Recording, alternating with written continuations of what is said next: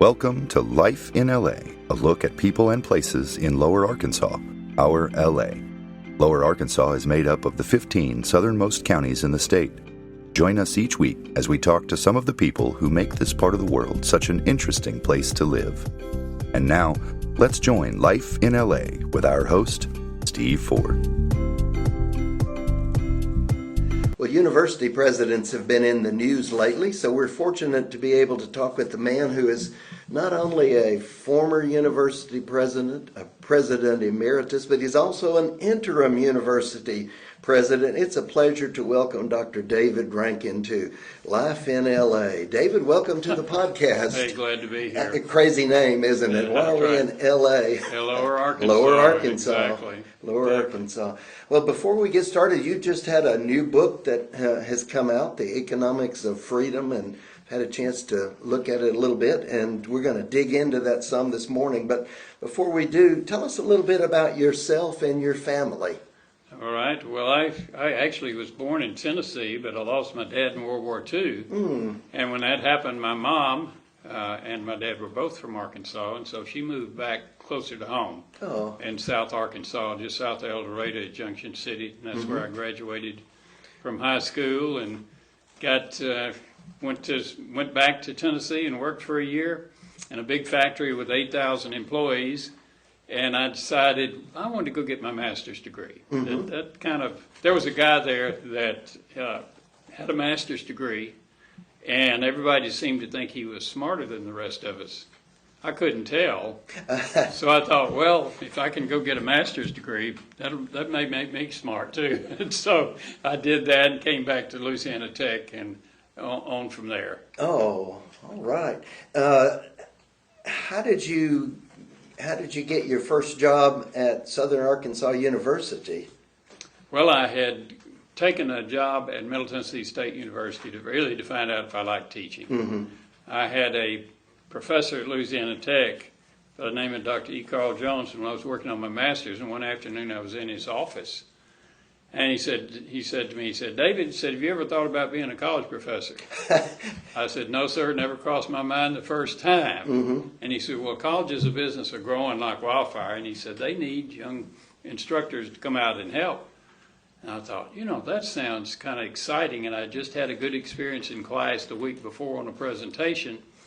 And so I made application, ended up going to Middle Tennessee State.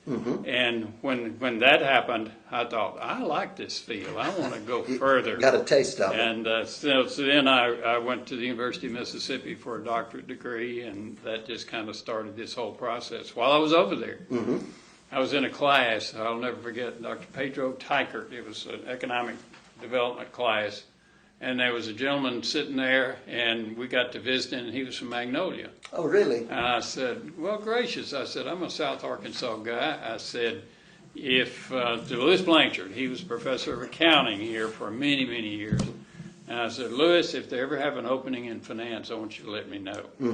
And so before I graduated at the University of Mississippi, he called me and said, we got an opening over here. So I sent in a resume, and they never interviewed me, but Dr. Bruce called me one day. I'll tell you, it's a married student apartment. It's got the phone hanging on the wall.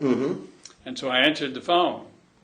And he said, Mr. Rankin, slow-talking gentleman. I'm Bruce here. And I said, yes, sir. And he said, this is Iman Bruce at Southern State College, and we want to offer you a job as an assistant professor of business at. And I had told Tony before, I said, if they'll offer me at least $8,000, I'll go to Southern State. I want to do that. He said, we'll offer you assistant professor of business for $8,040. Oh, that was more than you even dreamed. $8,040. And so I said, Dr. Broad already made my decision. Said, Dr. Bruce, sign me up. I'll be there in September. So that was your interview? That was my interview right there. Wow. So that was the whole thing. You had no idea back then that you'd have a school of business named after you? No, couldn't have only dreamed of that sort of thing. But I was happy. Yeah. So off Tony and I, my wife Tony, and off we came to Magnolia. Wow.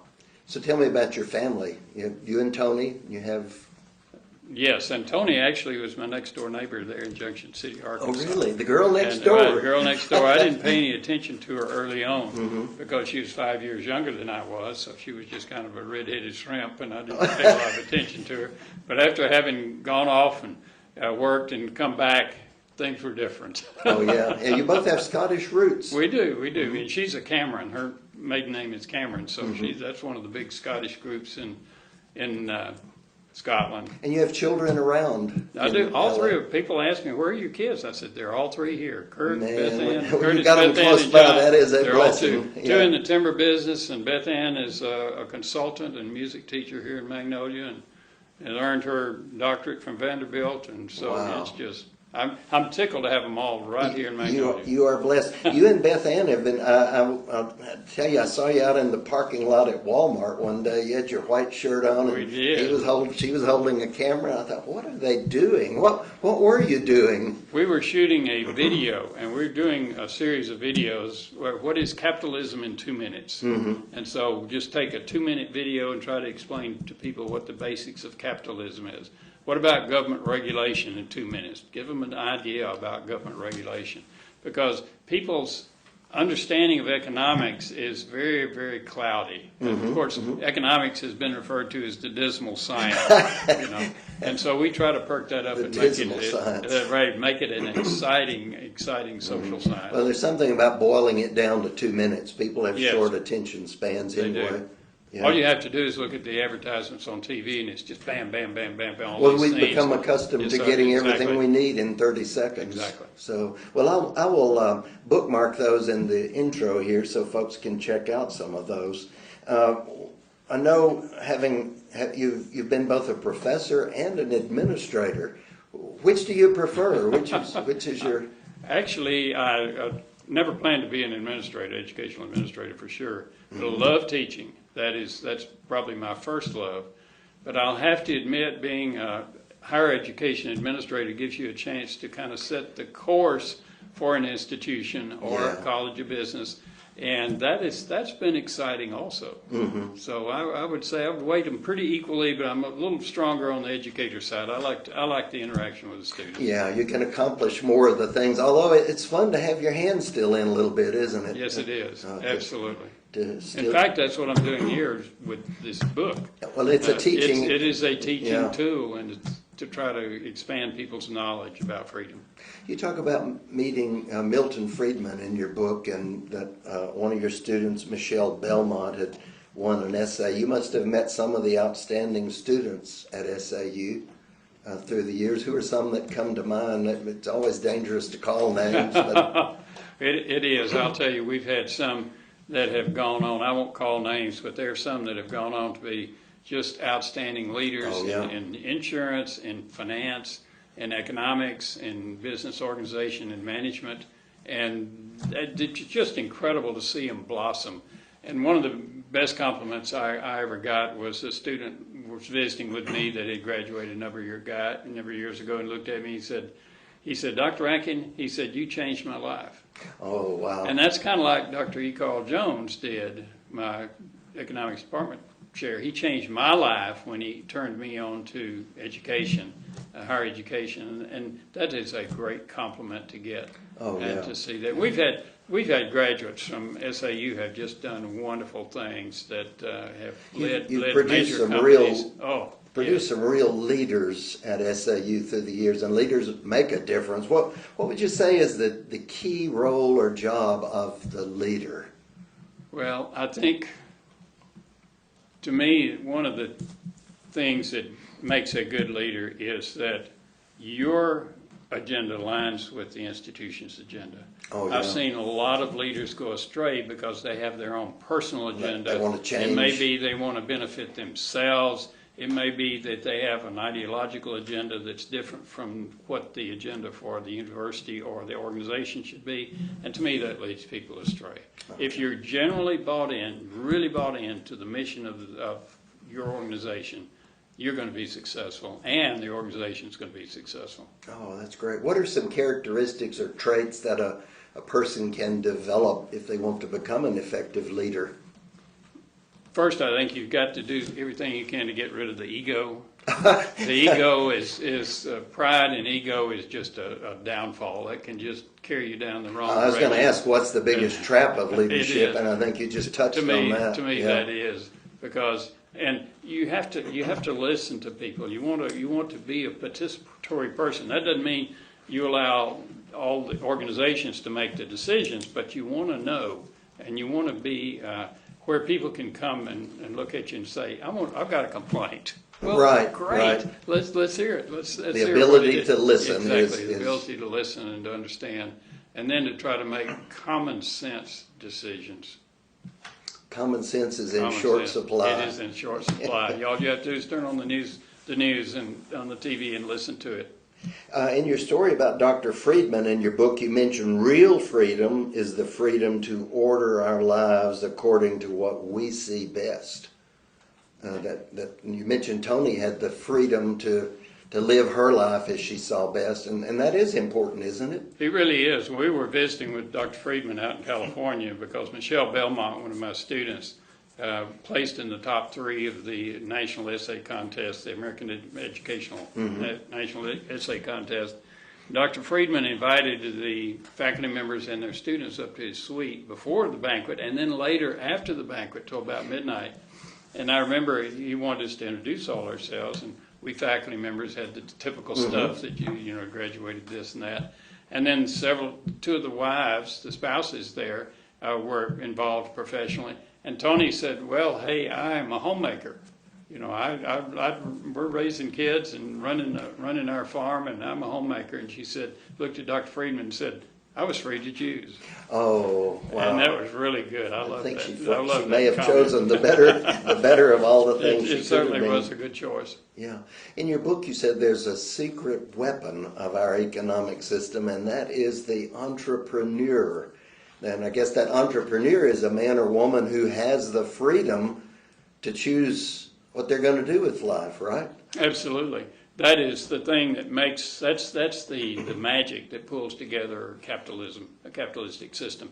You'd be amazed. I have friends, they'll sit up half the night trying to figure out how to go into a particular business and how to operate it and how to run it. And it's really the magic sauce that makes America run, or the entrepreneurs. And you look at some of the successful, like Steve Jobs and Mark Zuckerberg and Bill Gates and all these people that have done marvelous things, starting from very, very modest positions. And that's the thing that heavily socialistic and communist and fascist countries don't have. Right, They don't there's have no that incentive, entrepreneur. In fact, is they there? don't even want those entrepreneurs. Right. They want everything to come from the top down.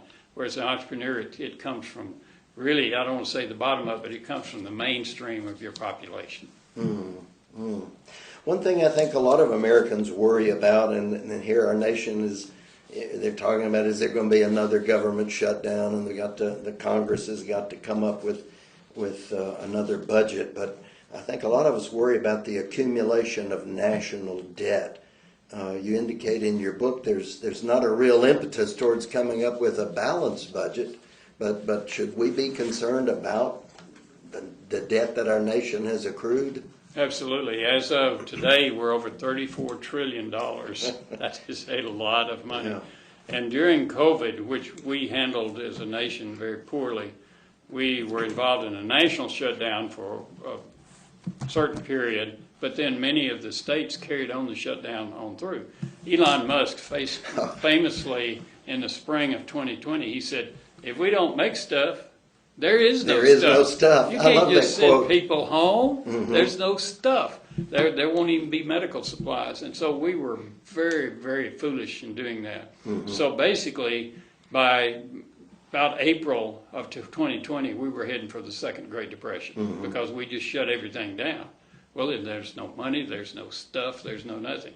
Then, at least we did the right thing at that point. We took $6 trillion and we dumped it on the economy. Wow. And that saved us from a depression, which we were heading for. Both individuals and companies and corporations. Yes. And we did, unlike the Great Depression where we created all these programs, this time we just dumped the cash out there. It's helicopter money is what it is. It's like flying over a town, dumping the money out of the doors.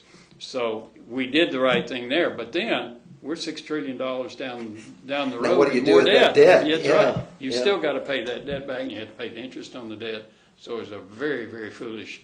Fortunately, I will say this in Arkansas, and visiting with the governor and so forth, and all these things.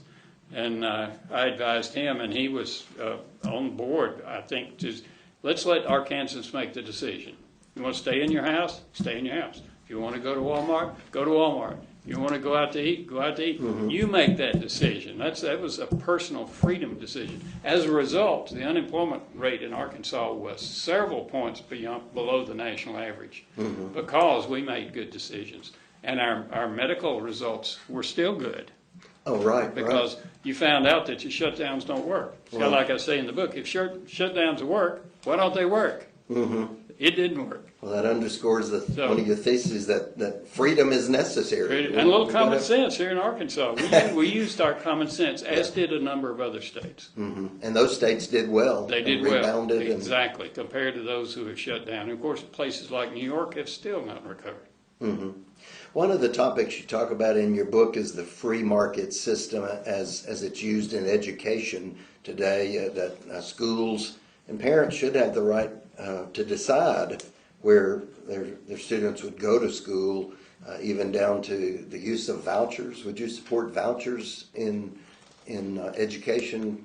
Yes, and this is something Milton Friedman was talking about 35 years ago. Freedom to choose. Basically, it's the higher education model. If you're a student here in the state of Arkansas, you can go to whatever, you pick your institutions, and we get out there and recruit heavily to try to get them to come to SAU. And so you can pick your institutions, but the pattern has been in the past, it's been a monopoly that if your school, if you live within the school district, here's where you go to school. Well, that's a reduction in freedom. It's also a reduction in competition. Right. Because we compete not only against public institutions, but we compete against private institutions at the higher education level. And so competition is good. It makes organizations better, and it gives parents and students more choices. And we've done that here in Arkansas.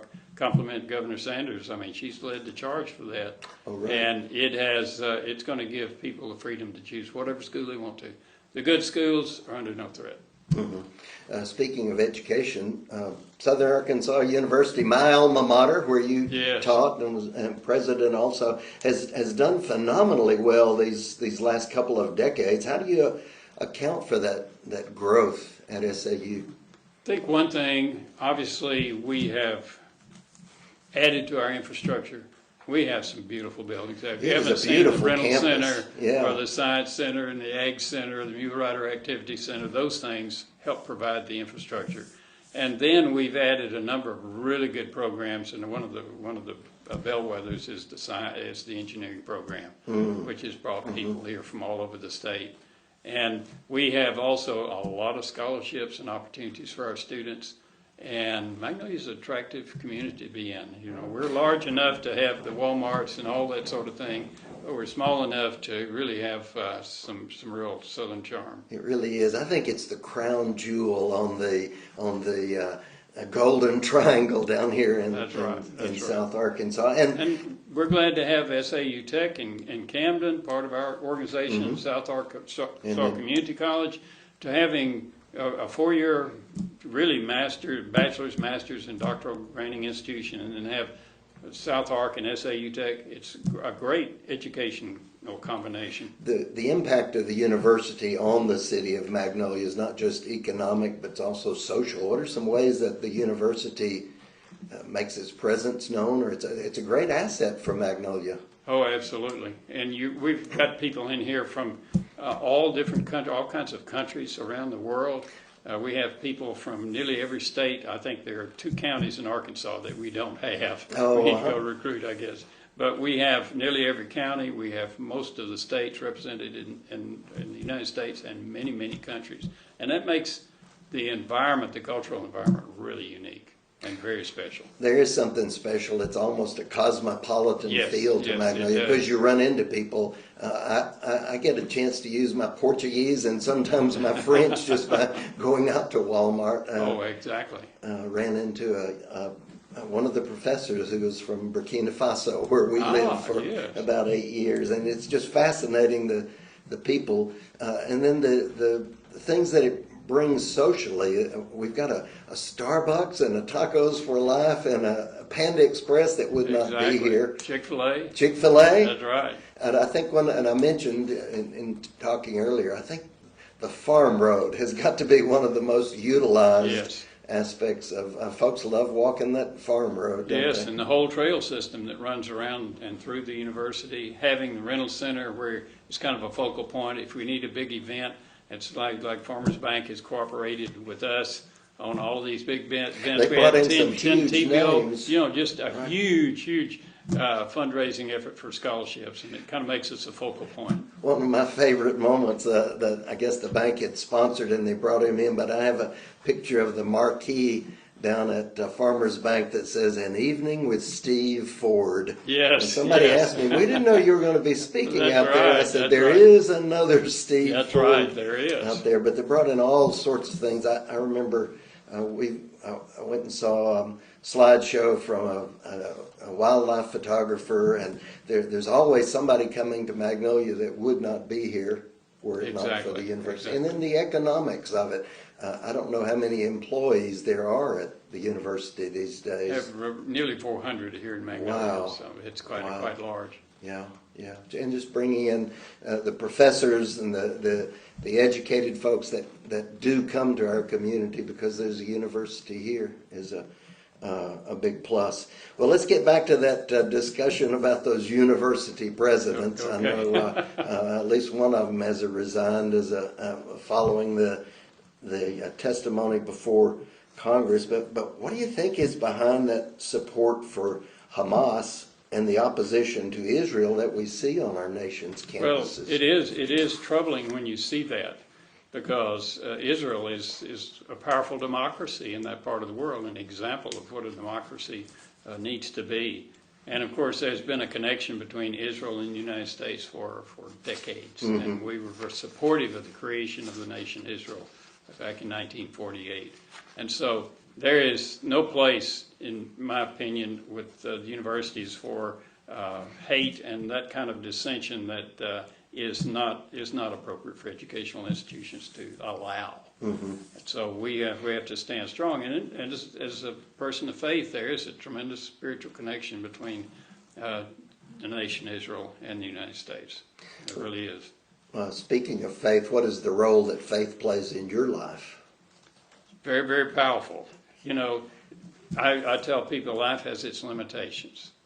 And so you travel through life, you have your ups and downs. We know that life is limited. And to me, it's a powerful thing to realize there's more than just what we see every day. There's a spiritual realm, and people of faith can have confidence that the future is secure. I've always been astonished, having been on staff at Central Baptist, when I came on, that we had a men's Sunday school class, and David Rankin was one of the three rotating teachers, and I'm thinking, here's a man who goes everywhere, a college, university president, a very influential man, but he makes time to teach the Bible and to lead those guys in worship by playing the guitar. And that's always impressed me about you, that you spend time with the guys teaching the Bible, getting to know those men, and they really appreciate that, don't they?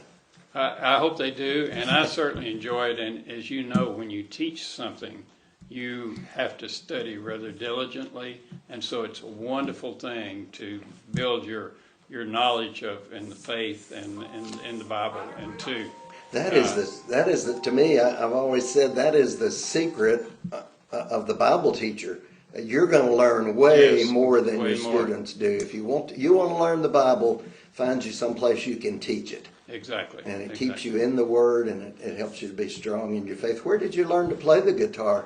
I really learned to play because of, again, Sunday school and church events where I realized a rhythm guitar would really come in handy. So I picked it up and learned enough of the basic chords Really? to get by, the key of C or G. And so many of these songs that we do for the men are keyed a little bit lower so that they can sing it, and it's worked out really well, and I've really enjoyed it. We have there on Sunday morning, we've got Larry Howell, who's a great bass guitar player. We have Chris Story, who's a great lead guitar player, and then I provide the rhythm. So one of the great traditions at Central is that candlelight Christmas, the Christmas Eve service, and you and your family have led in that. It really has, and my daughter Beth Ann has helped me since she was knee-high to a grasshopper with that, and we have really enjoyed it. It's done by our Sunday school class, and so we put together a program, and it all goes through without announcement. We just give the participants a list of when they're up, and they come forward, read scripture, or sing songs, and it's one of the best worship services of the whole year. Probably the great secret of this podcast, and in some ways I'm kind of ashamed, but we have your daughter Beth Ann sitting quietly at the end of the table. I told her I'm going to. It's a miracle. I hope you jotted down some notes, because I want to sit down with her next, and we'll do a podcast with Beth Ann one day. But Dr. Rankin, I appreciate the time that you spent here, and we'll look forward to some of these 2-minute videos and learning more about, and I also recommend the Economics of Freedom with David F. Rankin and Beth Ann Rankin Baker. Yes. Right. Okay. Thank you so much for your time today. My pleasure. Thank you.